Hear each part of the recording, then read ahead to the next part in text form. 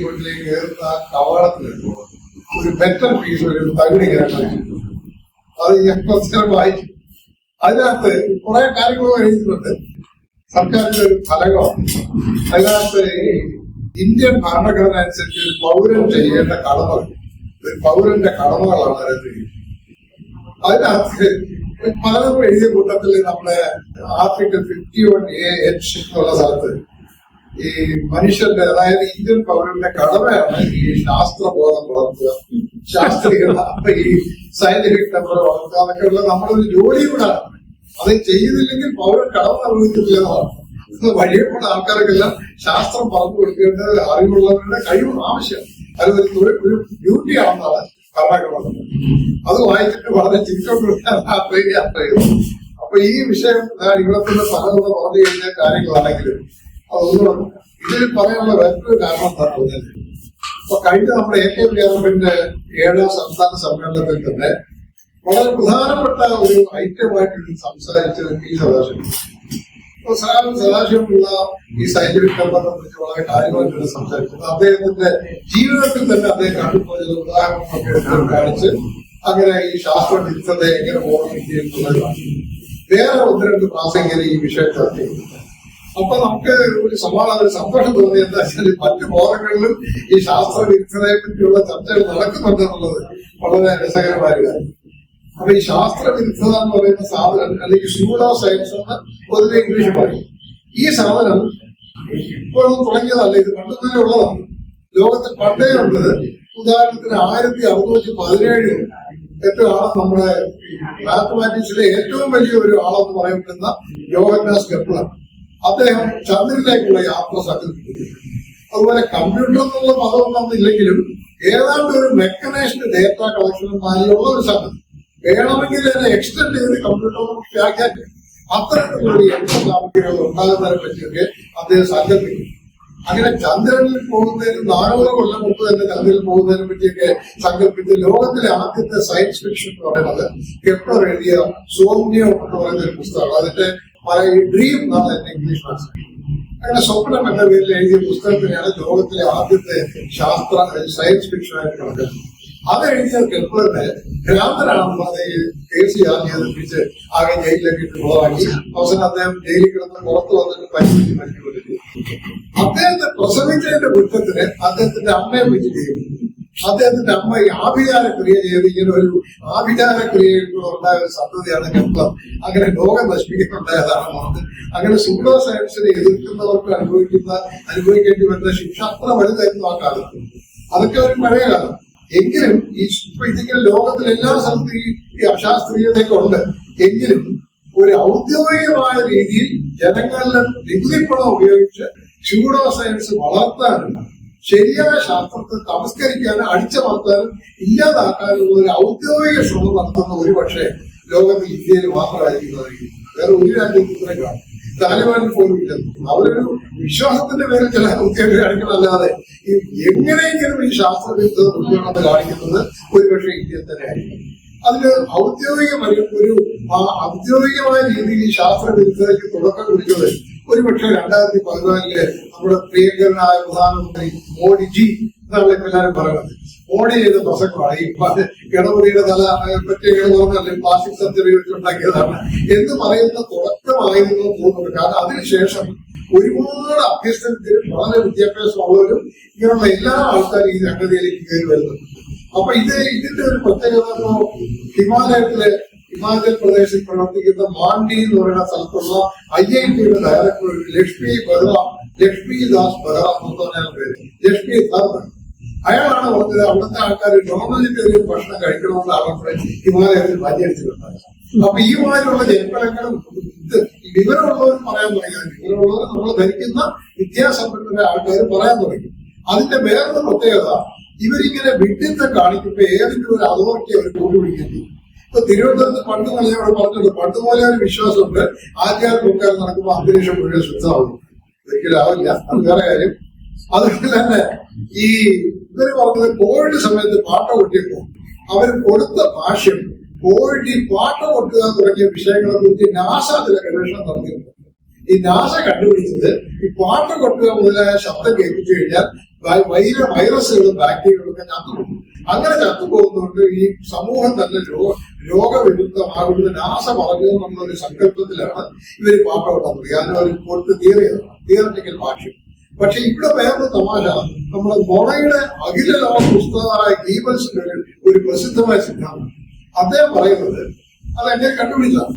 അതായത് ഏതെങ്കിലും ഒരു വിദ്യക്കാണ് വിവരമുള്ളവരെന്ന് നമ്മൾ പറയുമ്പോൾ സമൂഹത്തിലെ കോളേജ് പ്രൊഫസർമാരോ വിദ്യാഭ്യാസ പ്രവർത്തകരോ വൈസ് ചാൻസലർമാരോ ഇങ്ങനെയുള്ളത് ആ ലെവലിലൊക്കെ ഉള്ള ഒരാളുകളെ കൊണ്ട് എന്തെങ്കിലും ഒരു വിഡിത്തം ചെയ്യിക്കാൻ നമുക്ക് കഴിഞ്ഞാൽ നമ്മൾ രക്ഷപ്പെടുത്തുന്നതാണ്.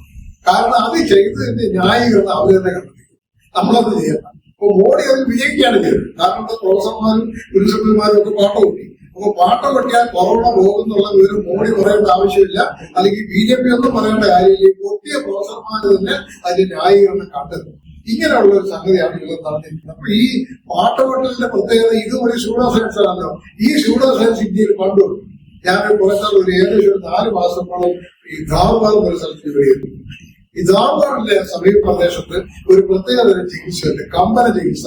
അത് ഞാൻ കാണാൻ കമ്പന ചികിത്സ എന്ന് പറഞ്ഞാൽ രോഗികളെ വെറുതെ ഒരു രോഗിയെ മിനിമം വസ്ത്രം ധരിച്ചൊരു മേശം ഒരു കട്ടിലെങ്ങനെ കിടന്നു കിടത്തി കഴിഞ്ഞിട്ട് അയാളുടെ നെഞ്ചത്തും അയാളുടെ ചുറ്റും പല കാലിലും തലയുടെ പുറത്തുമൊക്കെ ആയിട്ട് ഈ വെങ്കല പാത്രം, ഈ വോട്ട് പാത്രം പല അളവിലും സൈസിൽ ഡയമെൻഷനും വായ്ത്തലയൊക്കെയുള്ള പാത്രങ്ങൾ വെച്ചിട്ട് ഈ ചികിത്സ കൊണ്ടുവരും തട്ടും. അതിൽ പ്രത്യേക തരത്തിൽ തട്ടുമ്പോൾ ഒരു സംഗീതം പോലെ തന്നെ ഈ തട്ടിക്കൊണ്ടിരിക്കും.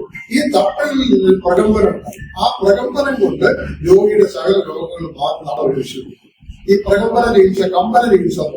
ഈ കമ്പന ചികിത്സ കാണാൻ ഞാൻ പോയത്. പക്ഷെ രോഗം ഭേദമായി പറയുന്ന ഒരാളെ ഈ കണ്ടെത്താൻ കഴിഞ്ഞില്ല. ഞാൻ ചെറിയ അന്വേഷണം നടത്തിയേക്കും. പിന്നെ കൂടുതലുള്ള നന്നായി എന്നെ വിജയിക്കുകയും സാമ്പത്തിക സ്ഥലം വിടുകയും. അതേതാണ്ട് പറഞ്ഞ കർണാടക സംഗീതത്തിൽ പക്ഷേ ഇത് കുറച്ചുകൂടെ നന്നായിട്ട് ഉപയോഗിക്കുന്നുണ്ട്. ജലതരംഗം എന്ന് പറഞ്ഞൊരു വാദ്യമുണ്ട്. ഈ ജലതരംഗം വളരെ അപൂർവമാണ്, വളരെ കുറവാണ്. ഞാൻ ആകെ ജീവിതത്തിൽ 2 കണ്ടിട്ടുണ്ട്. അതായത് ഈ ഇസ്ലാമിക് കപ്പുകളിൽ ഇങ്ങനെ നിരത്തി കുറെ കപ്പുകൾ വെച്ചിട്ട് ആ കപ്പുകളിൽ പല അളവിൽ വെള്ളം ഒഴിച്ചിട്ട് ഒരു കമ്പൗണ്ട് തരും. ആ കമ്പൗണ്ട് തട്ടുന്നവർക്ക് സപ്തസ്വരങ്ങളൊക്കെ കിട്ടും, രാഗമൊക്കെ. അത് വളരെയധികം എക്സ്പെർട്ടൈസ് ആവശ്യമുള്ള കച്ചേരി 6 മണിക്ക് തുടങ്ങിയ ഒരു 3 മണിക്ക് പ്രിപ്പറേഷൻ തുടങ്ങും. കാരണം വെള്ളത്തിന്റെ അളവ് കൂട്ടിയും കുറച്ചും ഒഴിച്ച് ഒരു ലെവലാക്കിയിട്ടാണ് തട്ടാൻ. അങ്ങനെ ഒരു സമ്പ്രദായമുണ്ട്. ഏതാണ്ട് അതിനെ വേറൊരു രീതിയിൽ കറക്റ്റ് ആക്കിയിട്ട് ഈ ഒരു കമ്പന ചികിത്സ നടത്താൻ നമ്മൾ കാണും.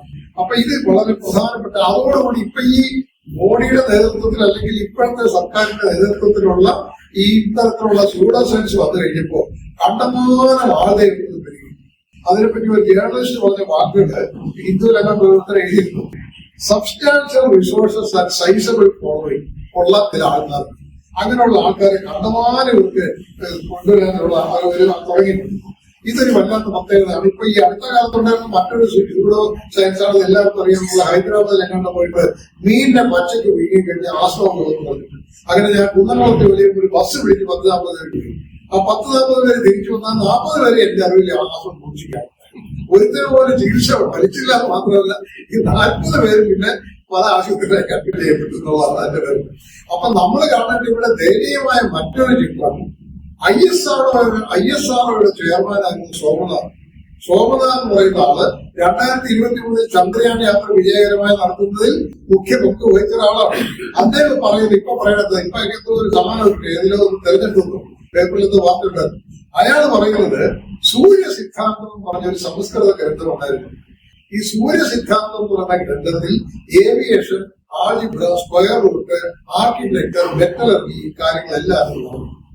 ഇതാണ് ഇയാൾ ഈ പറഞ്ഞ പ്രസ്താവനയെ ഇന്ത്യയിൽ ഒരു സംഘടന പ്രവർത്തിക്കുന്നത് BSS എന്ന് പറയുന്ന സംഘടന, ബ്രേക്ക് ത്രൂ സയൻസ് സൊസൈറ്റി എന്ന് പറയുന്ന സാധനം. ആ സൊസൈറ്റിക്കാരെ അതിശക്തമായിട്ട് എതിർത്തിരുന്നു. എന്ന് മാത്രമല്ല ഈ വേദങ്ങളിൽ ഈ സാധനങ്ങളെല്ലാം കൂടെ ഉണ്ടെന്നുള്ള പ്രചരണം ഇന്ത്യയിൽ പണ്ടുപോലെയുണ്ട്. കാരണം ഇന്ത്യൻ ശാസ്ത്രത്തിന്റെ ഏതാണ്ട് പിതൃസ്ഥാനത്ത് തന്നെ നിൽക്കുന്ന ഒരു മഹാനായ വ്യക്തിയാണ് മേഘനാഥ് സഹാബ്ദ. ഈ മേഘനാഥ് സഹാബ് പറയുന്ന ആളെ പിന്നെ ശാസ്ത്രത്തിൽ തന്നെ പ്രവർത്തിക്കുന്നതോടൊപ്പം തന്നെ ഏതാണ്ട് ഒരു രാഷ്ട്രീയ പ്രവർത്തനങ്ങൾ നടത്തി. രാഷ്ട്രീയ പ്രവർത്തനം അന്ന് ഇതുപോലെ ഇടതുപക്ഷം എന്ന് പറയാനുള്ള സംഗതിയൊന്നും ഇല്ലെങ്കിലും ഏതാണ്ട് നമ്മളെ ഇടതുപക്ഷ രീതിയിലുള്ള ചിന്താഗതിയായിട്ടൊക്കെ അല്പസ്വല്പം രാഷ്ട്രീയ പ്രവർത്തനങ്ങൾ നടത്തിയ ആളാണ് മേഘനാഥ് സഹാബ്. അദ്ദേഹം ഒരു വലിയ പണ്ഡിതനായിരുന്നു. അദ്ദേഹം സംസ്കൃത പണ്ഡിതനും കൂടിയായിരുന്നു. അദ്ദേഹം 1939 ആധുനിക വിജ്ഞാൻ ഓ ഹിന്ദു ധർമ്മം എന്നുള്ള പേരിൽ ബംഗാളി ഭാഷയില് അന്നത്തെ ബംഗാളി ഭാഷയിൽ റിലീസ് ചെയ്തിരുന്ന ഒരു ഭാരത വർഷ എന്നൊരു മാഗസീനിൽ ഒരു ലേഖനം എഴുതി. ആ ലേഖനത്തിൽ അദ്ദേഹം പറയുന്നത് അദ്ദേഹം സംസ്കൃതം നന്നായിട്ട് പഠിച്ചിട്ടുള്ളതാണ്. സംസ്കൃതം പഠിച്ച ഞാൻ വേദങ്ങളിലൂടെ വളരെ ആഴത്തിൽ പതിവ് നോക്കിയിട്ടുണ്ട്. സകലവിധ വേദങ്ങളിലും കിട്ടാവുന്നിടത്തോളം വേദങ്ങൾ ഞാൻ പഠിച്ചിട്ടുണ്ട്. വേദത്തിൽ എവിടെയും ഇത്തരത്തിലുള്ള ഏവിയേഷൻ ഉണ്ടെന്നോ വിമാനം ഉണ്ടെന്നോ കപ്പലുണ്ടെന്നോ അല്ലെങ്കിൽ ആകർഷണ സിദ്ധാന്തം ഉണ്ടെന്നോ ഒന്നും തന്നെ എവിടെയും പറഞ്ഞിട്ടില്ലാന്ന് അയാൾ അസന്നിഗ്ധമായിട്ട് പറയും. ഇത് 1939 അതുപോലെ 12ാം നൂറ്റാണ്ടിൽ ഒരു ഭാസ്കരാചാര്യൻ കൊണ്ട് ഒരാളാണ് ഗ്രാവിറ്റേഷൻ കണ്ടുപിടിച്ചതെന്നാണ് പറയുക. ഇപ്പോഴത്തെ നമ്മുടെ പോയി പഠിക്കുകയാണ്. അവരുടെ സോഷ്യൽ സ്റ്റഡി ടെക്സ്റ്റ് ഇതൊക്കെയാണ്. അതിനകത്ത് അതിന്റെ വിചാരം അങ്ങനെ ഒരു സാധനമേ ഇല്ല. അപ്പൊ ഗ്രാവിറ്റേഷൻ കണ്ടുപിടിച്ച ഇയാളാണെന്ന് അദ്ദേഹത്തെ രേഖപ്പെടുത്തിയിട്ടുണ്ട്. ഈ പോയിന്റ് പോലും 1939 മേഘനാഥ് സഹ നിരാകരിച്ചു. പക്ഷേ നിർഭാഗ്യവശം എന്ന് പറയുന്നത് 2020 പുതിയ വിദ്യാഭ്യാസ നയം അനുസരിച്ച് അവർ പുതിയ ചില പരിപാടികൾ തുടങ്ങിയിട്ടുണ്ട്. ആ പരിപാടിയോടൊപ്പം തന്നെ അവരൊരു പുതിയ അവാർഡ് ദാനം കൂടെ തുടങ്ങിയിട്ടുണ്ട്. ഇപ്പോ രാഷ്ട്രീയ വിജ്ഞാൻ പുരസ്കാർ കമ്മിറ്റി നമ്മളൊരു കമ്മിറ്റി ഉണ്ടാക്കുകയും സയൻസിന്റെ പേരിൽ 3-4 അവാർഡുകൾ ഏർപ്പെടുത്തിയിട്ടുണ്ട്. അത് നമ്മൾ ഇതുവരെ കേട്ടിട്ടുണ്ടെന്നറിയില്ല. വിജ്ഞാൻ രത്ന, വിജ്ഞാൻ ശ്രീ, വിജ്ഞാൻ യുവ, വിജ്ഞാൻ ടീം എന്ന് പറഞ്ഞൊരു അവാർഡ് തുടങ്ങിയിട്ടുണ്ട്. ഈ അവാർഡുകളിൽ 2024 ആദ്യത്തെ അവാർഡ് കൊടുത്തത് അറിവിൽ വളരെ പേരുള്ള ഒരാളാണ്. അദ്ദേഹത്തിന്റെ പേരും ഒരു പത്മനാഭനാണ്. ഏതാണ്ട് ഒരു പത്മനാഭൻ ഒരാൾക്കാണ് അത് കൊടുത്തിരിക്കുന്നത്, ഈ അവാർഡ് കൊടുത്തത്. അപ്പൊ ഇവരുടെ പുതിയ സയൻസ് പോളിസി അനുസരിച്ച് 1-2 കമ്മിറ്റികൾ വരുന്നുണ്ട്. അതുപോലെ കാമധേനു വിജ്ഞാൻ പ്രസാദ്, കാമധേനു വിജ്ഞാൻ പ്രചാർ പ്രസാദ് എന്നുള്ള പേരിൽ UGC ഒരു പരീക്ഷ ആർക്ക് വേണമെങ്കിലും എഴുതാം. പശുക്കളെ പറ്റിയുള്ളത് അതിൽ പ്രധാനമായിട്ട് നമ്മൾ മനസ്സിലാക്കേണ്ടത് പശു ഓക്സിജൻ ശ്വസിച്ചിട്ട് ഓക്സിജൻ പുറത്തു തള്ളുന്ന ഏക ജീവിയാണ്. പിന്നെ ഇന്ത്യൻ പശു എന്ന് പറയുന്നത് പാല് ഇളം മഞ്ഞ നിറം, അതാ പാല് സ്വർണ്ണമുള്ളത്. ഇത്തരം വിജ്ഞാനങ്ങളെല്ലാം നമ്മൾ പഠിച്ചു കഴിഞ്ഞാൽ ഒരു 100 മാർക്കിന്റെ ഒരു ഒബ്ജക്റ്റീവ് ടൈപ്പ് ചോദ്യം വരും. ആ ചോദ്യം നമ്മൾ പാസ്സായി കഴിഞ്ഞാൽ ചോദ്യം ഞാൻ കണ്ടുണ്ട്, നെറ്റിലുണ്ട്. അത് പരീക്ഷ പാസ്സായി കഴിഞ്ഞാൽ നിങ്ങൾക്ക് ഒരു സർട്ടിഫിക്കറ്റ്. അതാണ് കാമധേനു വിജ്ഞാൻ പ്രസാദത്തുള്ള സമയം. അപ്പൊ ഇങ്ങനെയുള്ള കാര്യങ്ങളെല്ലാം നടക്കുന്ന. ഇതിനൊക്കെ ഇവര് പറയുന്നത് ചാൾസ് ഡാർവിന്റെ തിയറി ഓഫ് എവല്യൂഷൻ സിലബസിൽ നിന്ന് നീക്കിയിട്ട് അതിന് പകരം വെച്ചിരിക്കുന്നത് ദശാവതാരം. അപ്പൊ ഈ ദശാവതാരം എന്ന് പറഞ്ഞാൽ 10 അവതാരങ്ങൾ മെയിൻ അവതാരങ്ങളാണ്. ഈ വാക്കണ്ടയും പുല്ലും പാറ്റയും എലിയും പൂച്ചയും പട്ടിയും എല്ലാ അവതാരങ്ങൾ തന്നെയാണ്. ഇതെല്ലാം മഹാവിഷ്ണു കാലാകാലങ്ങളിൽ അവതരിപ്പിച്ച സാധനങ്ങളാണ്. ഇങ്ങനെയാണ് ലോകത്തിൽ ഈ സാധനങ്ങളൊക്കെ ഉണ്ടായതെന്നും ഡാർവിന്റെ സിദ്ധാന്തം പമ്പര വിഡിത്തമാണെന്നൊക്കെ അവർ പറയുന്നുണ്ട്. ഇപ്പോഴത്തെ പുതിയ സിലബസിലാകുന്നത്. അപ്പൊ ഇതെല്ലാം കണ്ട് സഹിക്കുക വയ്യാതെ 180ഓളം ശാസ്ത്രജ്ഞന്മാർ ചേർന്ന് നമ്മുടെ ശാസ്ത്ര വിജ്ഞാന ആ മിനിസ്ട്രിക്ക് ഒരു കത്തയച്ചു. അതിനൊരു മറുപടി അയച്ചു. പിന്നെ 2014 Massachusetts information institute of technology എന്ന അമേരിക്കയിലുണ്ട്. അവിടെ ഒരു സംഘടന ഉണ്ടാക്കി. ആ സംഘടനയുടെ പേര് അൺഡാർക്ക്. ഇരുട്ടിൽ നിന്ന് വെളിച്ചത്തിലേക്ക് പോകുക എന്നുള്ള അർത്ഥം. ഈ അൺഡാർക്ക് എന്ന് പറയുന്ന അവരൊരു ഡിജിറ്റൽ മാഗസീൻ നടത്തുന്നത് നമുക്ക് വായിക്കാം. അവർ പൈസ ഒന്നും കൊടുക്കണ്ട, ഫ്രീ ആണ്. നിങ്ങൾ അൺഡാർക്ക് മാഗസീൻ നെറ്റിൽ സെർച്ച് ചെയ്താൽ ആ പഴയ ലക്കങ്ങളെല്ലാം നമുക്ക് കിട്ടും. അവരിങ്ങനെ ലോകമെമ്പാടുമുള്ള ശാസ്ത്രവിരുദ്ധമായ കാര്യങ്ങളെല്ലാം എടുത്ത് ഓരോന്നായിട്ട് പരിശോധിച്ച് അതിന്റെ നിയമവാന് വളരെ ക്രിട്ടിക്കലായിട്ട് ഓരോ കാര്യങ്ങൾ പ്രസിദ്ധീകരിക്കും. വളരെ രസമാണ് വായിക്കും. ലോകത്തിലുള്ള പല കാര്യങ്ങളും നമുക്ക് മനസ്സിലാക്കാൻ പറ്റും. അങ്ങനെ ഈ അൺഡാർക്ക് മാഗസീൻ എന്ന് പറയുന്ന അതിന്റെ പ്രവർത്തകര് ഇന്ത്യ ഗവൺമെന്റിന് വളരെ ദീർഘമായ ഒരു കത്ത് നിങ്ങൾ ഈ ചെയ്യുന്ന ശാസ്ത്രവിരുദ്ധ കാര്യങ്ങൾ എന്തൊക്കെയാണ് ഇതിനെപ്പറ്റിയെ കുറിച്ച് ഇന്ത്യ ഗവൺമെന്റ് അതിനൊരു മറുപടിയെ കൊടുക്കും. അത് കഴിഞ്ഞ് ഇപ്പൊ ഗവൺമെന്റ് ആവിഷ്കരിച്ച ഏറ്റവും പ്രധാനപ്പെട്ട ഒരു പുതിയ പ്രോജക്റ്റാണ് സൂര്യതിലക് പ്രോജക്ട്. കേട്ടുള്ളത് സൂര്യതിലക് എന്ന് പറഞ്ഞൊരു പദ്ധതി 2 കൊല്ലം, ഒരു കൊല്ലത്തിലെ 2 വലിയ സ്ഥാപനങ്ങൾ കണ്ടിന്യൂസ് ആയിട്ട് ഗവേഷണം നടത്തി ഒരു സാമഗ്രി കണ്ടു. അതെന്ത് സാമഗ്രി എന്നറിയാമോ? ശ്രീരാമനവമി എന്ന് പറയുന്ന ദിവസം വരുമ്പോ അയോധ്യയിൽ സ്ഥാപിച്ചിരിക്കുന്ന ശ്രീരാമ വിഗ്രഹത്തിന്റെ നെറ്റിയിൽ സൂര്യരശ്മി പതിക്കണം. അതെങ്ങനെ പതിപ്പിക്കാം എന്ന് പറഞ്ഞൊരു എത്രയോ കോടി 250 കോടി രൂപയാണ് ആ പ്രോജക്ട് കഴിഞ്ഞത്. ഇത്രയും രൂപ ചെലവാക്കി ഒരു വലിയ റിസർച്ച് പ്രോജക്ട് നടക്കുന്നുണ്ട്. അതിന്റെ പേരാണ് സൂര്യതിലക് പ്രോജക്ട്. ഈ സൂര്യതിലക് പ്രോജക്ടിന് സമാനമായ സംഗതി നമ്മുടെ സി രാധാകൃഷ്ണന്റെ ഒരു വളരെ പ്രസിദ്ധമായ നോവലുണ്ട്. 1989 പ്രസിദ്ധീകരിച്ച ഒരു നോവലാണ് മുൻപേ പറക്കുന്ന പക്ഷികൾ നോവൽ. ആ നോവലിന് 1990 വയലാർ അവാർഡ് കിട്ടി. വളരെ പ്രസിദ്ധമായ നോവലാണ്. അത് മാതൃഭൂമിയിൽ സീരിയലൈസ് ചെയ്തതാണ്. ആ നോവലില് ഒരു മണിയടി വീരനും അല്ലാത്തവരുമായ രണ്ട് ശാസ്ത്രജ്ഞന്മാരുടെ ഗവേഷണത്തെ പറ്റി പറയുന്നു. അതിൽ രണ്ടുപേര് ഈ നക്ഷത്രങ്ങളെ പറ്റി ഗവേഷണം നടത്തുന്നവരാണ് ശാസ്ത്രജ്ഞർ. ഒരുത്തൻ ജെനുവൻ ശാസ്ത്രജ്ഞനാണ്, മറ്റവൻ ഫേക്കാണ്. ഈ ഫേക്ക് ശാസ്ത്രജ്ഞർ ഒരു ദിവസം ഇവിടെ ഒരു വാൽനക്ഷത്രം പോകണം. ഈ വാൽനക്ഷത്രം കണ്ടുപിടിക്കും.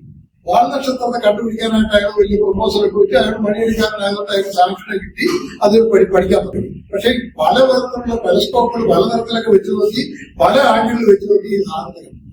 അപ്പൊ ഇയാൾ പറയുന്നത് എല്ലാ ദിവസവും കൃത്യം 9 മണിക്ക് സാധനം 9-നും 9:15 ഇടയ്ക്കാണ് ഈ വാൽനക്ഷത്രം കണ്ടത്. അത് കണ്ടുപിടിച്ചേ പറ്റും. അവസാനം ഇയാൾ മോളിൽ സപ്പോർട്ട് ഉള്ളതുകൊണ്ട് ഇയാൾ കണ്ടമാനം രൂപയായിട്ട് ചെലവാക്കി ഒരു ടെലസ്കോപ്പ് കിട്ടി. ആ ടെലസ്കോപ്പിനെ ആകാശത്ത് ഫോക്കസ് ചെയ്യുന്നതിന് പകരം അത് താഴേക്ക് വന്ന് തറ മറ്റെടുത്ത് തറ ലെവലിലേക്ക് ഈ സാധനത്തെ ഈ ടെലസ്കോപ്പിനെ ഫോക്കസ് ചെയ്ത് വെച്ചു. അങ്ങനെ ഒരു ദിവസം വാൽനക്ഷത്രം വന്നു 9-10 സാധനം പറയാം. അതിനെ എന്നും വളരെ ട്രെയിനിന്റെ ഒരു തീവണ്ടി എന്ന് പോകും. അത് രാധാകൃഷ്ണൻ ഞാൻ പറയണമില്ല, രാധാകൃഷ്ണന്റെ ഭാഷയ്ക്ക് പ്രത്യേകത. രാധാകൃഷ്ണൻ ഓരോ വിചിരിച്ച് പറഞ്ഞു. അവസാനമാണ് വലിയ സസ്പെൻസ് ആയിട്ട് കൊടുക്കുന്നത്. അവസാനം പറയും എല്ലാ ദിവസവും അതിലെ പോകുന്ന ഒരു പാസഞ്ചർ ട്രെയിനിന്റെ ലൈറ്റിനെയാണ് ഈ വാൽനക്ഷത്രം. ഏതാണ്ട് അതുപോലത്തെ ഒരു പ്രോജക്റ്റാണ് നമ്മുടെ സൂര്യതിലക പ്രോജക്റ്റ് എന്ന് പറയുന്നത്. ഏതായാലും അപ്പൊ ഈ സൂര്യതിലക പ്രോജക്റ്റിനെ എതിർത്തുകൊണ്ട് തന്നെ നമ്മുടെ BSSന്റെ ചെയർമാൻ ഒരു സൗമിത്ര ബാനർജി എന്ന ഒരാളാണ്. അദ്ദേഹം ഇതിനെ പറ്റി ഇനി നമ്മൾ കാണേണ്ട മറ്റൊരു പ്രധാനപ്പെട്ട സംഗതി, ഈ 2023 ഇന്ത്യക്കാരായ, അതായത് ഇവരുടെ അനുഗ്രഹാശസ്സോടുകൂടി എഴുതുന്ന ശാസ്ത്രജ്ഞന്മാരുടെ ലേഖനങ്ങൾ റിട്രാക്ട് ചെയ്യും. റിട്രാക്ട് എന്ന് പറഞ്ഞാൽ എന്താ പറയുമ്പോൾ ഇവിടുത്തെ ഈ ശാസ്ത്ര ജേണലിൽ ഒരു പ്രധാനപ്പെട്ട വാക്കാണ്. റിട്രാക്ട് എന്ന് പറഞ്ഞാൽ ഒരു ജേണൽ ഏതെങ്കിലും ഒരു ലേഖനം കിട്ടിക്കഴിഞ്ഞാൽ ആ ലേഖനത്തിന്റെ വിശ്വാസ്യത, അതിനകത്തിന്റെ ശാസ്ത്രമൂല്യം, അതിനകത്ത് ഡേറ്റയുടെ ആക്യുറസി, പിന്നെ എവിടെന്നെങ്കിലും മോഷിക്കാവുന്ന സാധനങ്ങൾ, ഇങ്ങനെയുള്ള ഒരുപാട് കാര്യങ്ങൾ പരിശോധിച്ചിട്ട് അവർക്ക് ഏതെങ്കിലും തരത്തിൽ ക്ലാരിഫിക്കേഷൻ വേണമെങ്കിൽ അത് എഴുതിയ ആൾക്കാർ വീണ്ടും ആയിരിക്കും. അങ്ങനെ പലതരത്തിൽ ക്ലാരിഫിക്കേഷൻ ചോദിച്ചിട്ട് ലാസ്റ്റ് റിസോർട്ടാണ് റിട്രാക്ട് ചെയ്യുക. റിട്രാക്ട് ചെയ്യുമ്പോൾ ആ ലേഖനത്തിൽ തള്ളിക്കളയും. അങ്ങനെ 2023 2737 ലേഖനങ്ങളാണ് റിട്രാക്ട് ചെയ്യുന്നത്. അതായത് ഇന്ത്യയിലെ ശാസ്ത്രജ്ഞന്മാരെ ആൾക്കാർ വിദേശ സാമഗ്രികളിലേക്ക് അയക്കുന്ന ലേഖനങ്ങളിൽ 2737 ഫേക്കാണെന്ന് അന്തർദേശീയ ബോഡികൾ സ്ഥിതിക്കുക. 2024 കണക്ക് കിട്ടിയിട്ടില്ല. ഞാനിത് നെറ്റിൽ നിന്ന് എടുത്താണ്. 2732 പറയുന്നത് ഇന്റർനെറ്റിലുണ്ട് ഈ കണക്ക്. അത് ഏതൊക്കെ ലേഖനങ്ങൾ ആരൊക്കെയാണെന്നുള്ള വിവരങ്ങൾ വേണമെങ്കിൽ നമുക്ക് കിട്ടും. ഇതാണ് ഇപ്പൊ ഈ തരത്തിലുള്ള കാര്യങ്ങൾക്ക് എതിരായിട്ട് നമ്മള് കൊണ്ടുവരാനായിട്ട് ഇപ്പൊ ഇന്ത്യയിൽ ഇപ്പൊ പ്രവർത്തിക്കുന്നത് ഒരു ഭാരത് ജ്ഞാൻ സമിതി എന്നും, പിന്നെ കേരള ശാസ്ത്ര സാഹിത്യ പരിഷത്തൊട്ടും ഒരു പരിധിവരെ, പിന്നെ ഒരു വിജ്ഞാൻ പ്രചാര സമിതി എന്ന് പറഞ്ഞ ഒറീസ, പിന്നെ ആൾ ഇന്ത്യ പീപ്പിൾ സയൻസ് നെറ്റ്വർക്ക്, ഇങ്ങനെ കുറെ സംഘടനകളുണ്ട്. ഈ സംഘടനകളെല്ലാം തന്നെ ഇതിനെതിരെ കഴിയാവുന്ന തരത്തിലുള്ള ഒരു പൊരുത്, ഈ പൊരുത് എത്രത്തോളം പോകുന്നുള്ളത് നമുക്കറിയില്ല. ചില ബഹുജന മുന്നേറ്റങ്ങൾ അവിടെയായിട്ട് വരുന്നുണ്ട്. അതിലൊന്ന് നമ്മൾ കേരളത്തിൽ എടുത്തു പറയാൻ പറ്റുന്നത് കൈസർ എന്ന് പറഞ്ഞ സാധനം കേരളത്തിൽ KAISER എന്ന് പറഞ്ഞാൽ Kerala initiative on artificial intelligence and open science for responding epidemics. അത് നമ്മുടെ കോവിഡ്, ഇപ്പോഴത്തെ മസ്തിഷ്കജ്വരം, ഇത്തരം കാര്യങ്ങളെ പറ്റി പഠിക്കാനായിട്ട് ഒരു ആരോഗ്യ പരിപാലനം തുടങ്ങിയ ഒരു സാധനമുണ്ട്. ഇനി ഇന്ത്യ ഗവൺമെന്റ് ഏറ്റവും പ്രധാനപ്പെട്ട ഇപ്പോ ഈ സൂര്യനിലക്കൊക്കെ ചെറിയ സാധനങ്ങൾ, അതിനേക്കാളും മുന്നേ ഒരു സാധനം ഇറങ്ങിയിട്ടുണ്ട്. അതിന്റെ പേരാണ് സൂത്ര എന്ന് പറയുന്ന പ്രോജക്റ്റ് ഇപ്പോൾ നടക്കുന്നുണ്ട്.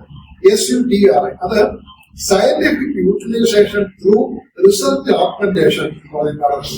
അതായത് പ്രൈം പ്രോഡക്ട്സ് അവരെ കണ്ടുപിടിക്കണം, പല പുതിയ ഉൽപ്പന്നങ്ങൾ ഉണ്ടാക്കാൻ. ഇതൊക്കെയാണ് ഉദ്ദേശം. അതിനൊരു ആദ്യം എടുത്തിരിക്കുന്ന ശേഷം ഇൻഡിജിനസ് കൗണ്ടർ, അതായത് ഇന്ത്യൻ പശുവിൽ നിന്ന് പല കാര്യങ്ങളും നമ്മൾ ചെയ്യണമെന്നും അത് കാര്യങ്ങൾ കണ്ടുപിടിച്ചിട്ടുണ്ട്. ഇപ്പൊ പഞ്ചഗവ്യ റിസർച്ച് എന്ന് പറഞ്ഞൊരു സാധനം എത്രയോ കോടി രൂപ ചെലവാക്കി നടത്തുന്നുണ്ട്. പഞ്ചഗവ്യ പശുവിന്റെ പല സാധനങ്ങളൊക്കെ എടുത്തിട്ടുണ്ടാക്കുന്നത്, നെയ്യൊക്കെ ചേർത്തുണ്ടാക്കുന്ന ഒരു സാധനമാണ് പഞ്ചഗവ്യം. അതിന്റെ ശാസ്ത്രീയ വശം, അതിന്റെ ഗുണങ്ങളും ഔഷധങ്ങളും വീര്യങ്ങളൊക്കെ പഠിക്കുക എന്നുള്ളതാണ്. ഇപ്പൊ കണ്ടുപിടിക്കുന്നത് ഇപ്പൊ ഒരു IKS എന്ന് പറഞ്ഞ സാധനം. IKS പറഞ്ഞിപ്പോഴത്തെ ഒരു വാച്ച്വേർഡാണ് ഇന്ത്യൻ നോളജ് സിസ്റ്റം എന്ന് പറഞ്ഞാൽ. ഇന്ത്യൻ നോളജ് സിസ്റ്റം ഇപ്പൊ പിള്ളേരുടെ പുസ്തകത്തിൽ കണ്ടത് ഈ IKS എന്ന് പറയുന്നതിന്റെ കൂടെ MHN എന്ന് പറഞ്ഞ ചേർത്ത് IKS മെന്റൽ ഹെൽത്ത് ആപ്ലിക്കേഷൻ, അങ്ങനെ ഒരു വലിയ റിസർച്ച് പ്രോജക്ട് നടത്തിയിട്ട് ആ പ്രോജക്റ്റിൽ അവർ ഇപ്പൊ കണ്ടുപിടിച്ചിട്ടുള്ള സാധനം എന്താ പറയുമ്പോ ഡിപ്രഷൻ വരുന്ന രോഗികൾക്ക് വളരെ എളുപ്പം ഡിപ്രഷൻ മാറ്റാം. പശുവിനെ തടവിയാ മതി.